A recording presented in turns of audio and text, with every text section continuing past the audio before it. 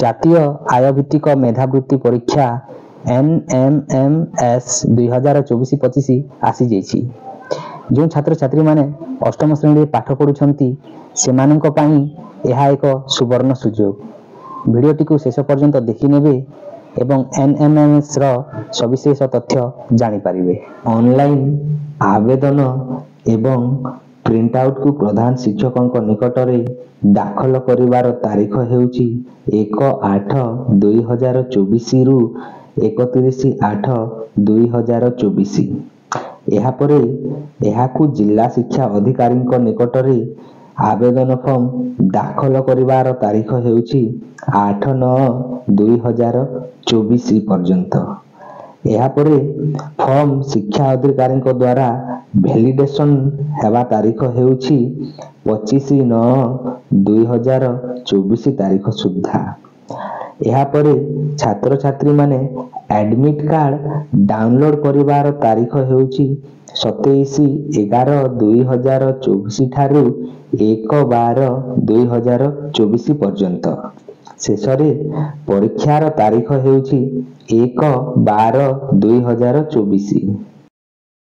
2024-25 ଶିକ୍ଷାବର୍ଷରେ ମୋଟ 3,314ଟି ଜାତୀୟ ଆୟ ଭିତ୍ତିକ ମେଧାବୃତ୍ତି ଦିଆଯିବ। ଚଳିତ ବର୍ଷ ଡିସେମ୍ବର 1 ତାରିଖ ରବିବାର ଦିନ ସମୟସୂଚୀ ଅନୁସାରେ ପରୀକ୍ଷା ଅନୁଷ୍ଠିତ ହେବ। ଏହି ମେଧାବୃତ୍ତି ପରୀକ୍ଷାଟି ଗୋଟିଏ ପର୍ଯ୍ୟାୟରେ ଅନୁଷ୍ଠିତ ହେବ ଏବଂ ଏହି ପରୀକ୍ଷା ନିମନ୍ତେ କୌଣସି ପରୀକ୍ଷାର୍ଥୀଙ୍କୁ ଦେୟ ଦେବାକୁ ପଡ଼ିବ ନାହିଁ, କିନ୍ତୁ ସେମାନେ ଯେଉଁ ସେଣ୍ଟରରେ ପରୀକ୍ଷା ଦେବେ ସେହି ସେଣ୍ଟରକୁ ଯିବା ଆସିବାର ଖର୍ଚ୍ଚ ନିଜେ ବହନ କରିବେ। ଏହି ପରୀକ୍ଷା ଦେବା ପାଇଁ ସର୍ବନିମ୍ନ ଯୋଗ୍ୟତା ହେଉଛି ଜେନେରାଲ ଏବଂ SEBC କ୍ୟାଟାଗୋରୀର ସମସ୍ତ ଛାତ୍ରଛାତ୍ରୀ ସପ୍ତମ ଶ୍ରେଣୀ ବାର୍ଷିକ ପରୀକ୍ଷାରେ ସର୍ବନିମ୍ନ 55% ନମ୍ବର ରଖି ଅଷ୍ଟମ ଶ୍ରେଣୀକୁ ଉତ୍ତୀର୍ଣ୍ଣ ହୋଇଥିବା ଆବଶ୍ୟକ।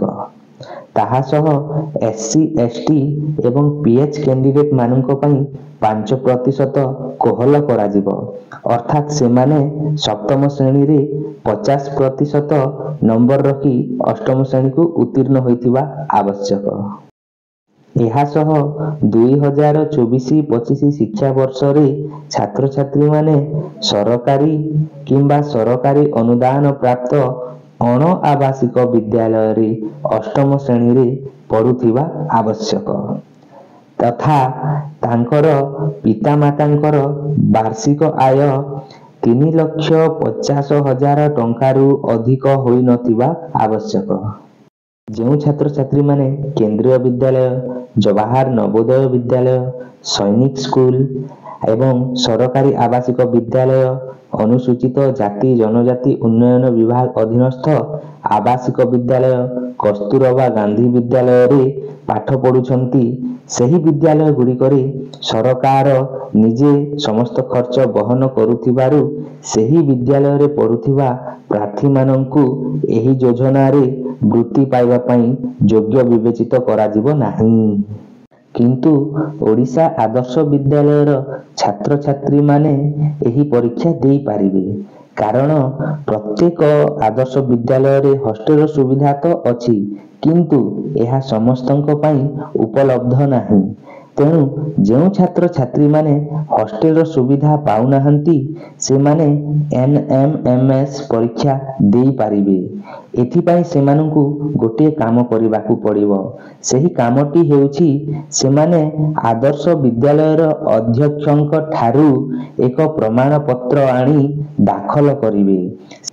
ସେହି ପ୍ରମାଣପତ୍ରରେ OAVର ଅଧ୍ୟକ୍ଷ ଉକ୍ତ ଶିକ୍ଷାର୍ଥୀଟି ଆବାସିକ ବିଦ୍ୟାଳୟରେ ଅଧ୍ୟୟନ କରୁଛି କିନ୍ତୁ କୌଣସି ହଷ୍ଟେଲରେ ଦିଆଯାଉଥିବା ସୁବିଧା ସୁଯୋଗ ଉପଭୋଗ କରୁନାହିଁ ବୋଲି ଦର୍ଶାଇବେ।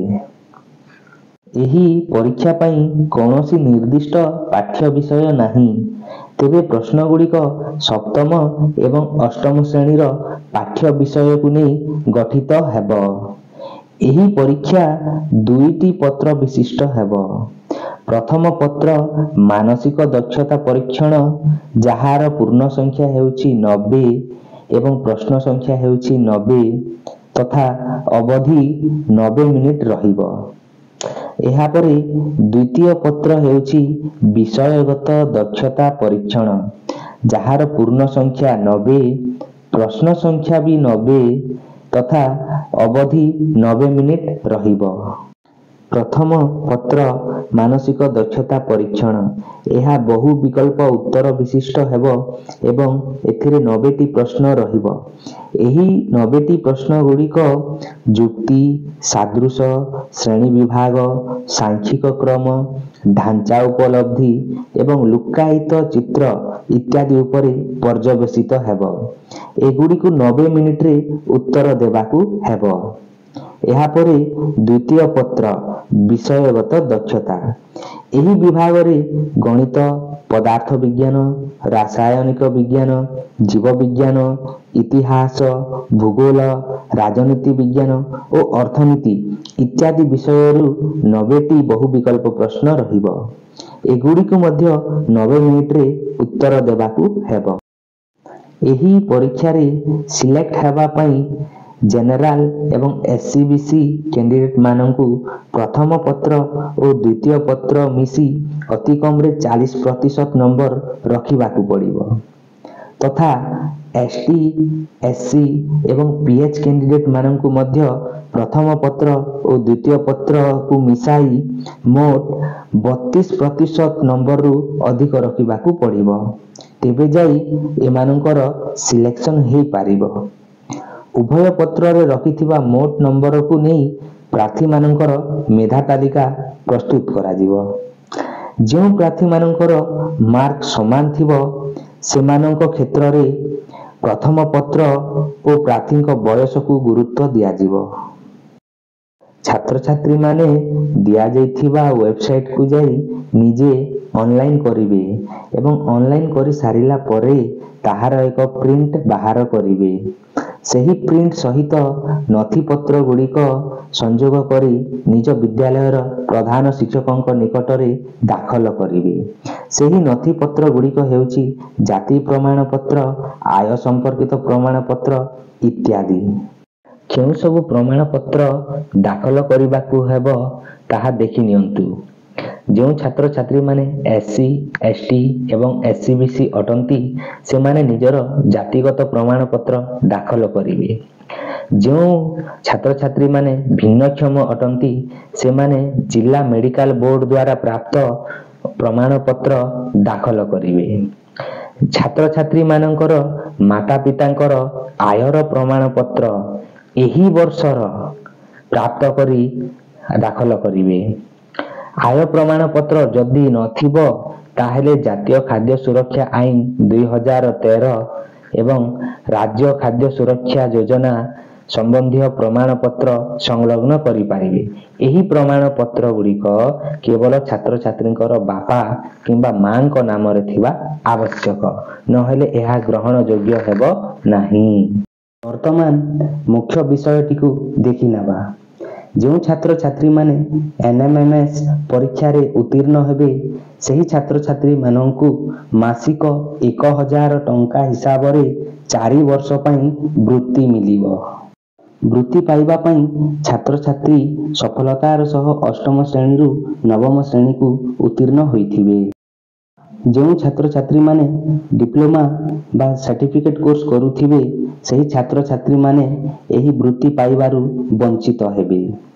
द्वादश श्रेणी पर्यंत वृत्ति पाइबा पई छात्र छात्री माने नवम रु दशम एवं एकादश रु द्वादश श्रेणी को सफलतार सह प्रथम थर रे पास करिथिबा आवश्यक। छात्र छात्री माने दशम श्रेणी रो वृत्ति पाइबा पई चाहुथिले जनरल कैंडिडेट एवं एससीबीसी कैंडिडेट मोट 60% नंबर रखिबाकू बाध्य तथा एससी एसटी एवं पीएच कैंडिडेट माननकू 5% कोहल करा दिबो अर्थात से माने 55% नंबर रखिबाकू बाध्य। छात्र छात्री माने वृत्ति पाइबा पई प्रति वर्ष नेशनल स्कॉलरशिप पोर्टल ବା NSPରେ ନିଜର ଦରଖାସ୍ତ ଦାଖଲ କରିବେ, ନଚେତ୍ ବୃତ୍ତି ପାଇବାରୁ ବଞ୍ଚିତ ହେବେ।